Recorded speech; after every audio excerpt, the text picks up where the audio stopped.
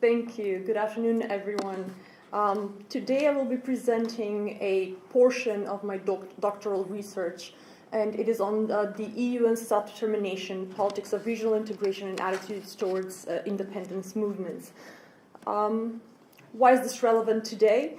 Because we are seeing high salience of the topic of greater political union between EU countries. On one side, we are living in a period of globalization and increased interdependence between countries, not just within the EU, but globally as well. There's interdependence in the fields of economy, trade, security, etc. On the other hand, we are seeing recent demands for independence in EU member states and nation-centric discourse that is back at the forefront of European politics. The European project is essentially a peace project that developed in the aftermath of the Second World War. It was perceived that individual European states were not able to maintain peace and security on the continent, and that nationalist rule should be replaced by a common path that means forsaking sovereign exclusivity in policymaking. For this reason, the European project is conceptualized as anti-national in principle, or at the very least understood to be supranational or post-national. The Treaty of the European Union, in its Article 1, states to mark a new stage in the process of creating an ever closer union among the peoples of Europe. The European project lies directly opposite to the glorification of nationhood, which was characteristic for the 19th and 20th century international politics. The EU favors consolidation versus fragmentation and sees unity and diversity as its raison d'être, the reason to be. Current European Commission President has been particularly vocal against further attempts to deconstruct the bloc into national subdivisions, claiming there will be no future of a Europe of single nations. Both ideologically and systemically, the European project is seen as incompatible with the pursuit of self-determination and national sovereignty. In fact, member states renounce a degree of their sovereignty to join the bloc, as they agree on a consensual decision-making process on matters covered by the treaties. Even the decision to join the European Union is not an act of self-determination because it requires consent of other member states. In some ways, European integration has led to the demystification of the concept of traditional national sovereignty, for example, through undermining state competences in various domains, from monetary policy to immigration policy, normalizing the existence of common regimes, and the doctrine of shared sovereignty. Therefore, certain scholars would argue that self-determination in a reality of European integration becomes obsolete. Naturally, there's always been some opposition to this project of a political unification of Europe, as can be expected, from France objecting to the creation of the European Defense Community in the 1950s, to the rejection of the EU constitution by the peoples of the Netherlands and France, to the rise in Euroscepticism in many EU member states who are unwilling to give further sovereignty away. And of course, the latest, the reality of Brexit, these are all challenges to this post-national model. For this reason, it became important to develop a common European identity so as to bolster the legitimacy of the institutions of the European Union. The concept of European identity first officially appeared in 1973, and over the years it developed as a goal for people living in the EU to to start identifying with it and feel a sense of belonging and loyalty just like they do towards their national states. This is not an easy task because as of yet there is no such thing as a European demos of which to speak. The EU is composed of 28 member states and arguably many more peoples with distinct cultures, languages, and identities. It is unrealistic to expect that a regional identity can supplant and replace a national identity, so at the time being, the preferable approach is to nurture a dual identity where European identity would be supplementary to the national one in a similar way as EU citizenship is additional to national citizenship. This is a view that was also supported by German Chancellor Angela Merkel. Legally speaking, the European Union is a sui generis entity, and it can only follow that the sense of community related to it would also be sui generis, meaning unique, one of its kind. Knowing this ideological background, we look at how the EU views the right to self-determination of peoples from a political perspective and a legal perspective. A close examination of EU law sources reveals that self-determination as a concept, a principle, or a human right is absent from these texts.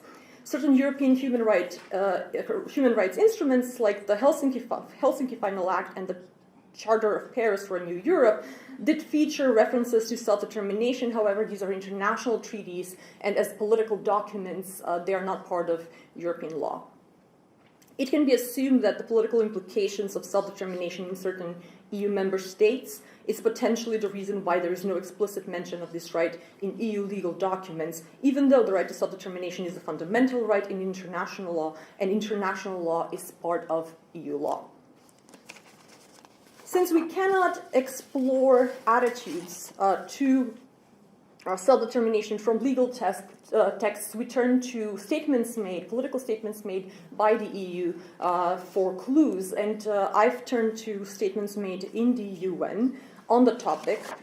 In October 2001, the EU said that a number of conditions need to be present in order for the right to self-determination to be applied, such as freedom of expression, freedom of assembly, and most importantly, the right to vote, through which people can give a mandate to representatives. This is an interesting point of view because it presents self-determination as synonymous to a democratic system of governance. And the EU has further said that holding elections is an expression of the right of peoples to self-determination.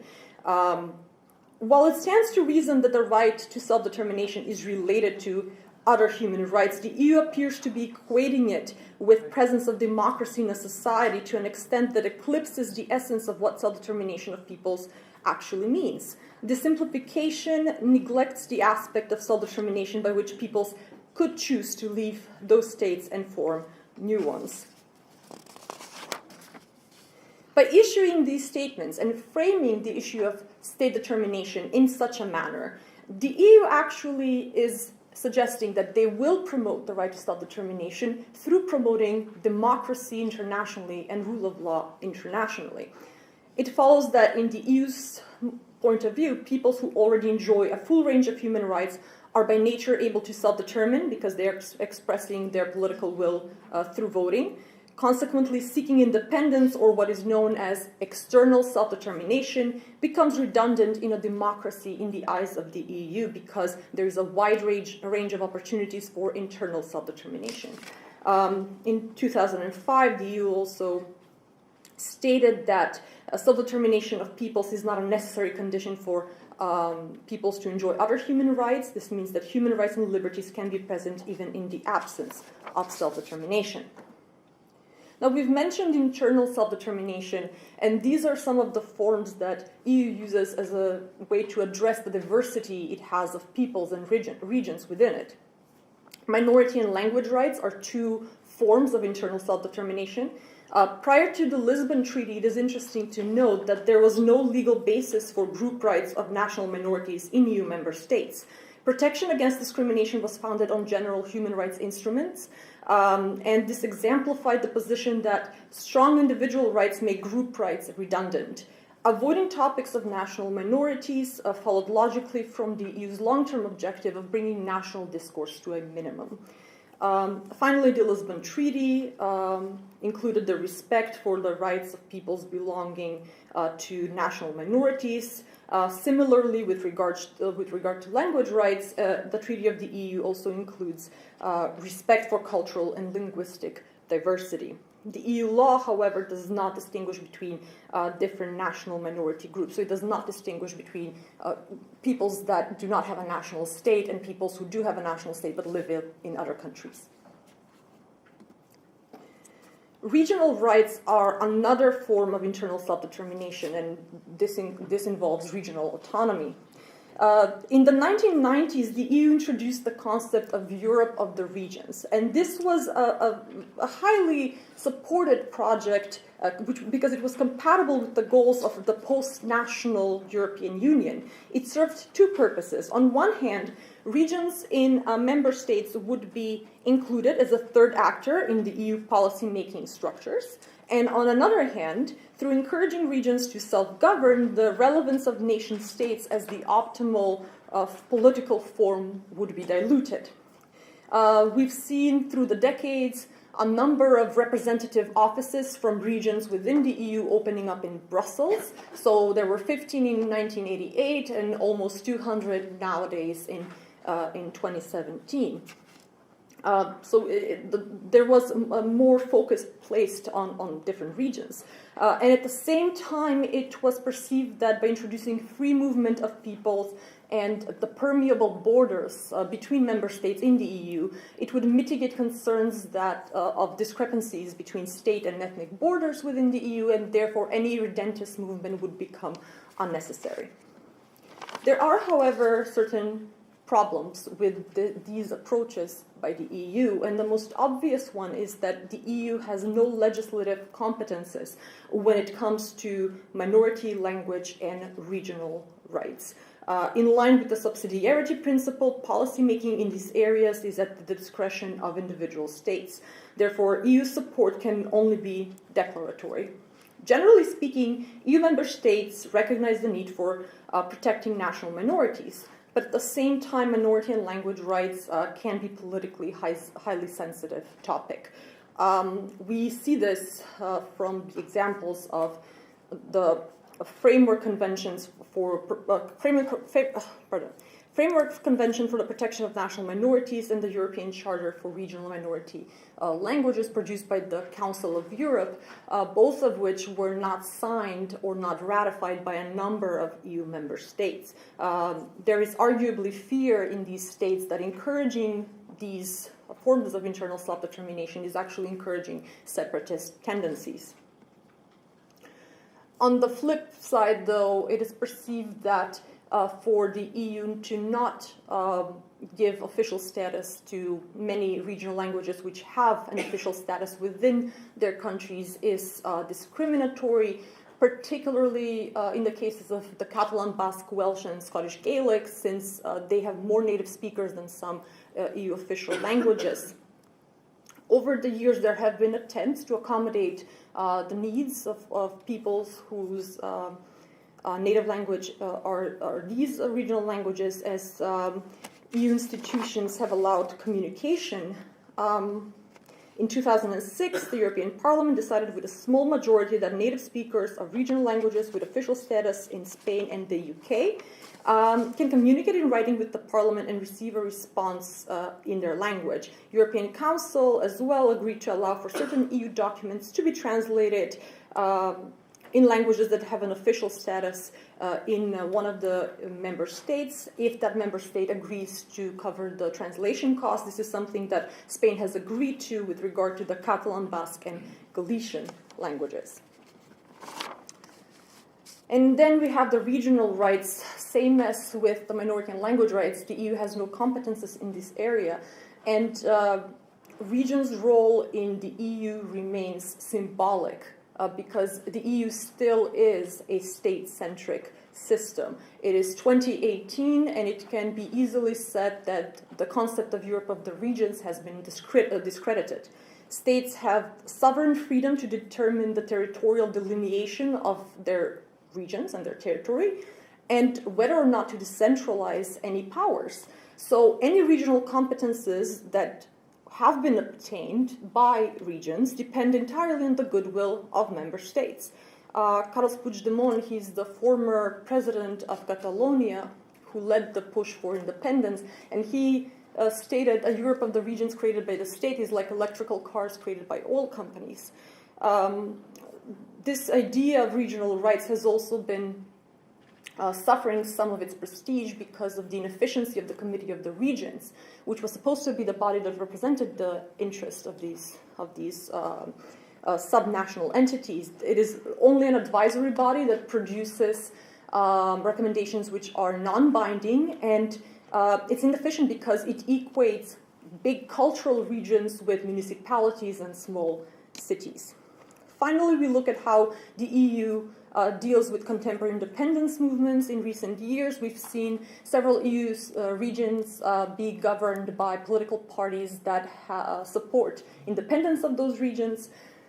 Initially, the EU's approach is to ignore the issue. Even in the case of Scotland, when the referendum for independence was announced, the EU leaders chose to not speak out publicly any opinions whatsoever, just let it resolve itself. This was primarily because it was believed that it is very unlikely that the yes vote would win. The EU almost always declares neutrality, but they do support the preservation of the status quo. It is when the independence movements gain momentum among the general population. For example, in Scotland and Catalonia, when it's perceived by the opinion polls that people are likely to support independence, that the EU gets a bit more involved, issuing statements. Jean-Claude Juncker famously declared that he did not want an EU comprised of 98 states, and the official position towards contemporary independence movements is that of the Prodi Doctrine, or also known as the Barroso Doctrine, that if a region secedes from a member state, it will find itself outside the Union and would have to reapply for membership. This is interesting because both Scotland and Catalonia are pro-EU, which is somewhat of a challenge to the conception I discussed earlier that the national sovereignty and European integration are incompatible. Different circumstances in Scotland and Catalonia made for different approaches. The referendum in Scotland was considered legal and binding, so even though the EU had somewhat of a reserved discouragement of the independence option because it was afraid of setting a precedent, realistically there was the possibility of there being a new country that they would have to establish diplomatic links to, so they were very careful not to say anything problematic. Before Brexit, there was the threat of expulsion of Scotland from the EU if it chose to leave the United Kingdom, but when the United Kingdom chose to leave the EU, then there was a bit more sympathy towards the Scottish position. In Catalonia, however, the referendum was considered illegal, therefore, from the beginning, the EU's position was that of support for the central state. In conclusion, the EU disapproves of independence movements, and it is considered that EU integration makes demands for internal self-determination paradoxical. People can self-determine through participating in democratic processes in the European Union's view, and there is support for different forms of internal self-determination for peoples. However, the EU has no power to implement such policies. Ultimately, the EU would recognize new states seceding from member states only if independence is obtained within the legality of the parent state. I'd just like to make some final observations. This is a different research, but it's related to this one. If we look at the past cases of independence movements in the wider European region, especially from the 1990s with the dissolution of Yugoslavia and the Soviet Union, we will see that recognition of newly independent states has been inconsistent and dependent on strategic interests of individual member states. There is really no clear normative criteria, legal criteria governing state recognition. However, the EU has in fact recognized almost every independence claim emerging in Europe in the recent decades, with the notable exceptions of Republika Srpska and partially of Kosovo.